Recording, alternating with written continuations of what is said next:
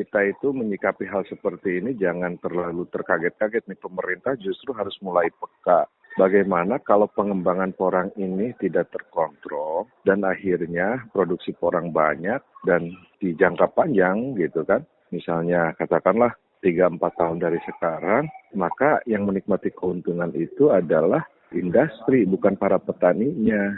Yang seperti begini itu sering terjadi model-model begini. Contoh misalnya kalau kita lihat di industri hortikultura bunga. Dulu aglonema itu kan tinggi harganya. Begitu semua orang nanam aglonema sampai murah gitu. Orang jualan pun susah. Benih pun bibit tanaman aglonema yang kecil pun juga nggak laku.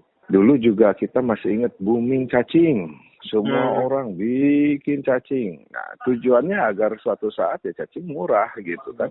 Begitu sudah murah, orang ya rame-rame ninggalin cacing. Nah, jadi challenge-nya itu adalah bagaimana membangun potensi market ini menjadi captive market. Nah, bagaimana captive market membangun menjadi kerjasama bisnis yang saling menguntungkan. Jadi mestinya pendekatannya itu dari hulu ke hilir dulu.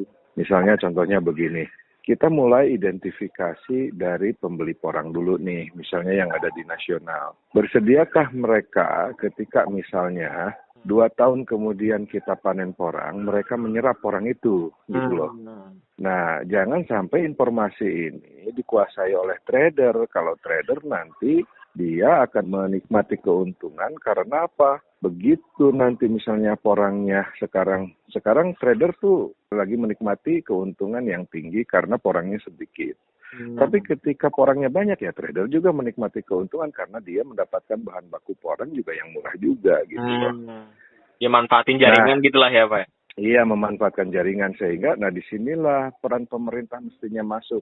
Sense of crisis marketingnya itu atau sense of marketnya itu harus jalan ini pemerintah ini. Nggak bisa nanti porang dibiarin kayak gini tanpa arah. Nah, jadi apa yang harus dilakukan oleh pemerintah yaitu tadi merubah dari potensial market menjadi captive market.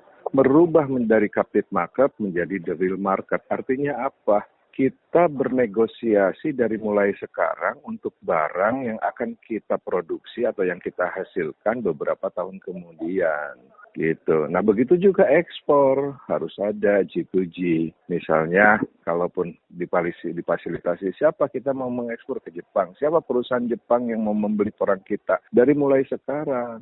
Gitu. Jadi potensi pasar ini jangan dibiarkan menjadi tidak teratur, tidak terarah, masif gitu kan, sporadis. Nah, akhirnya nanti ya buyer dan trader yang akan menikmati keuntungan.